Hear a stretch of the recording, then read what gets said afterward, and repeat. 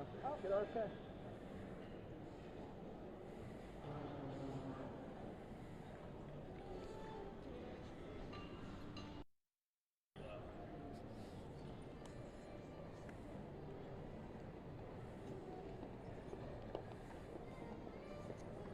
Hey everybody, good to see you guys. I wanted to come by DCA here and talk to passengers who have been impacted by the shutdown, by the decisions that we've made today to start the decrease in capacity. Starting today at 4%, we're going to get up to 10%. Many of you have reported on that. But I want to hear about the passenger experience. What can we do better and get their feedback. I think that's always important to hear from the experience of the American traveling public. Now, this morning I talked about why is this happening? And I've had a lot of questions about the data. And I necessarily didn't want to give the data because some people might say, well, you're at 10%, it should be at 15%. Others might say it should be at 5%. It is not a science, it is an art that we're trying to deploy to keep people safe in the airspace. And we're trying to be, we're trying to prevent the pressure that we now see building in the system. There's a very easy solution. Let's open the government up. Let's pay our controllers and reduce the pressure. That's not happening. The Senate actually is going home this weekend. As many people here can't get home, the Senate goes home. They should be here every day, every weekend, every week trying to find a deal so we can open the government back up. Mr. Secretary. I'm not done. I want to talk to you about the data. So first, some have asked what's happened in the airspace. So a few points that we look at that are sending us in the wrong direction, right? So number one, loss of separation in the airspace. So that's the minimum distance we keep between aircraft to keep them safe. We've seen breaches, more breaches in regard to that loss of separation. We see more incursions on tarmacs throughout the country. And we have more complaints from pilots about stress from air traffic controllers and more complaints about the lack of responsiveness from controllers. So that data is going in the wrong direction, not in the right direction, which made us make the decision we have to actually take additional measures to reduce the pressure in our system. I want to make one comparison. I'm getting sniped at by some Democrats. I don't like it. I didn't put us in this situation, they did. We were here 10 months ago, and I want to make a comparison only in regard to this.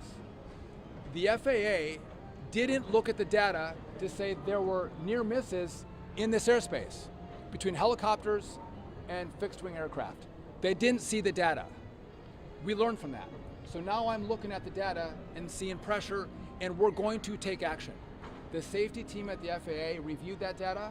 The administrator looked at it. These are the recommendations that have come from the FAA safety team. But you want us to look at what we see with regard to data and make really good decisions to keep people safe. That's what we've done today. I think it's the right decision. And again, I want to hear from passengers. Happy, ready to take your questions or anything else. How would you rate the airline's response, and what would you say to passengers who are frustrated with cancellations and delays? So the airlines have been good partners. They don't love this. They're going to lose millions of dollars because of this. It's challenging for them to take down flights. And to those passengers that are upset, listen, call your Democrat senator. 14 times they voted no to open up the government. Those in the House that are sniping at me, they voted no to open up the government. And again, you can have votes. There's a process on how this is supposed to work in the Congress. Shutdowns are not the way you get your will in your way if you've lost elections. You introduce bills, you debate, you vote. That's what you do. And if you can't get what you want, you don't shut the government down and inflict this pain on the American people. Yes. Security announcement.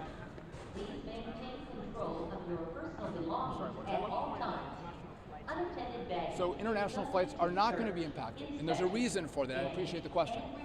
We have international agreements that we abide by, and because of those international agreements, I'm not going to impact those international flights. And because if I do, what will happen is we have other countries that are waiting to have a breach of those contracts from the U.S. so they can cut down American flights, and that would have a very long-lasting impact on our ability to send travelers from the U.S. to those partnering countries that have the agreements. When we spoke on Wednesday, we talked about 10% as the number. I asked you, did you think about doing a lesser number? You guys ended up going to 4%.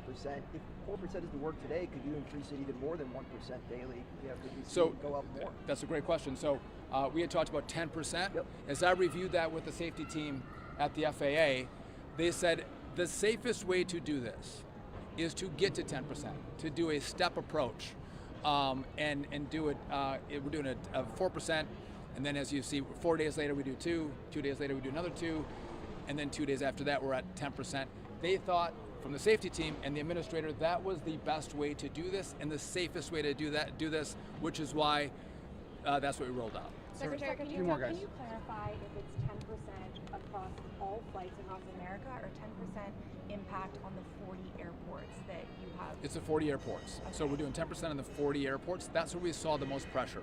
So how many flights per day is that? Because it's not 4,500, right? It's going to be less than that. So it's going to be 4% today in regard to those 40 airports, and again, we're going to step ladder that up to get to 10% next week. The exact number I can't give you, and I don't want to see the disruption. I don't want to see the delays. Now, there could be a benefit if I can get the controllers to come back to work. I asked the head of the Air Traffic Controller Union to reach out to his controllers, to ask them to show up.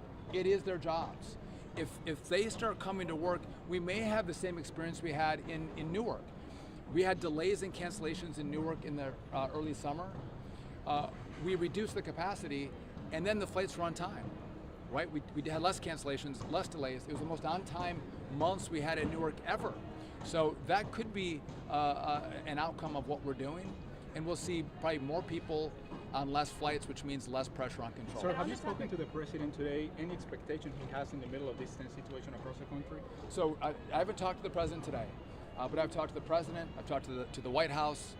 They're fully read in on what we're doing. And when I look to the safety team, the White House also looks to the safety team to help us make the right decisions, to do the best we can to keep people safe. But there's an easy answer. There's an easy answer. Open up the government. Stop this. And by the way, when I was in Congress, we had shutdowns. I stayed here for a month. I didn't fly home.